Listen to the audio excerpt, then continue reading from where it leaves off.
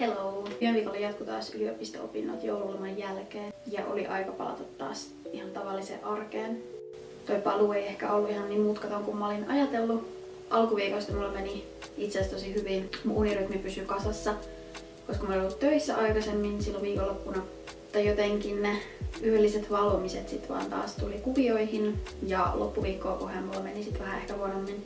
Oli ehkä jopa vähän sellaista henkistä kamppailua siinä torstai-perjantai. Ja perjantaina mä sitten jätin myös yhden luennon kokonaan välistä, mikä tietenkin tuntui vielä entistä huonommalta. Ne alkuviikon onnistumiset kuitenkin ruokki vähän itsetuntoa ehkä ja sai mut uskomaan, että se on mahdollista, että mulla oikeasti pysyisi sellainen hyvä unirytmi ja muutenkin rytmi siinä arjessa. Mä heräsin silloin hyvissä ajoin ja lähdin käymään ennen aamupalaa jo kävelyllä, mikä omalla tapaa tietenkin piristää ja muuttaa sitä aamukulkua, kun on heti jo oikeasti hereillä, kun on käynyt vähän happihyppelyllä. Mä myös meal preppasin, mikä itse ainakin auttaa siinä, että ei tule just syömisen kanssa niin paljon ongelmia. Nyt kun on käsillä jo toinen viikko, niin tää ei ole oikeastaan mennyt yhtään sen paremmin, mutta liikuntaa on kuitenkin harrastanut. Säännöllisesti on käynyt salilla ja kävelyllä, vaikka onkin ollut tollasia kovia pakkasia. Päällimmäisenä tunteena nyt ehkä kun tätä viikkoa tai viime viikkoa miettii, niin on sellainen pettymys ja harmittaa tosi paljon, että ei edes sitä yhtä viikkoa pystynyt pysyä siinä omassa suunnitelmassa. Mutta samalla täytyy muistaa myös, että pitää olla itselle armollinen ja elää päivä kerrallaan ja että tuollaiset pienet vastoinkäymiset ei ole maailmanloppu. Jos mä nyt mietin, mikä olisi sellainen tärkein asia, johon mä haluaisin nyt ensimmäisenä kiinnittää huomiota ja jonka mä haluaisin ehkä muuttaa parempaan suuntaan, on ehkä just noin ateriat ja niiden säännöllisyys.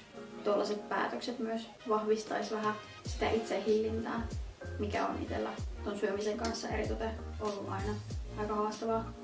Siitä mä oon kuitenkin ehkä vähän yllättynyt ja tietenkin myös ylpeä itsestäni, että noi salilla käymiset ja muutenkin liikunnan harrastaminen ei ollut mitenkään vaikeeta. Jotenkin mä ehkä asennoiduin siihen eri tavalla ja se oli semmoinen asia, mihin mä tietämättäni panostin eri tavalla kuin muihin asioihin. Salilla käynti tuntui myös mukavalta. Mä oon nyt löytänyt siihen sellaisen sopivan ajan, jolloin siellä ei ole liikaa ihmisiä, koska mua alkaa tosi helposti ahistaa, jos sali on täynnä. Ja mä mietin enemmän vaan sitä, että miltä mä nyt näytän ja kaikki tuijottaa mua, kun mun pitäisi keskittyä siihen treeniin. Ja kun mä oon mennyt tolle vähän myöhemmin illasta, niin siellä ei ole ollut oikeastaan ketään. Silloin on saanut vetää ihan täysillä ja keskittyä vaan siihen omaan tekemiseen. Eli jos nyt summaan viime viikkoa, niin se ei ollut mikään nappisuoritus, mutta olen kuitenkin ylpeä siitä, että mä kävin suurimmalla osalla luennoista ja harrastin liikuntaa ja söin terveellisemmin kuin aikaisemmin, mutta siinä on vielä tosi paljon parannettavaa. Henkinen hyvinvointi oli ehkä vähän vaakalaudalla taas loppuviikosta, mutta nyt olo alkaa olla vähän parempi ja mä toivon ja vähän manifestoin tässä, että tää olisi jatkossa vaan helpompaa, eikä näitä huonoja päiviä tulisi ihan niin usein. Olen nyt siis kuitenkin ihan positiivisin mielin liikkeellä ja olen myös ylpeä itsestäni siinä, että ei tee mieli heti luovuttaa, kun tuli vaikeita, koska se on ollut aika sellainen toistuva teema aikaisemmin, että heti jos tulee pienempi semmoinen rough patch, niin mua ei enää kiinnosta jatkaa ja koko elämä on perseestä.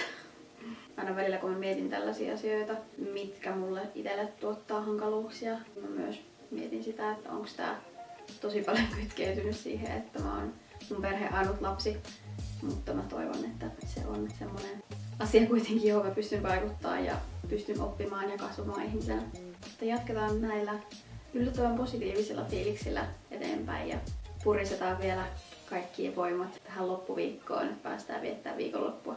Kiva kun katsoit tämän videon. Nähdään ensi kerralla. Moikka!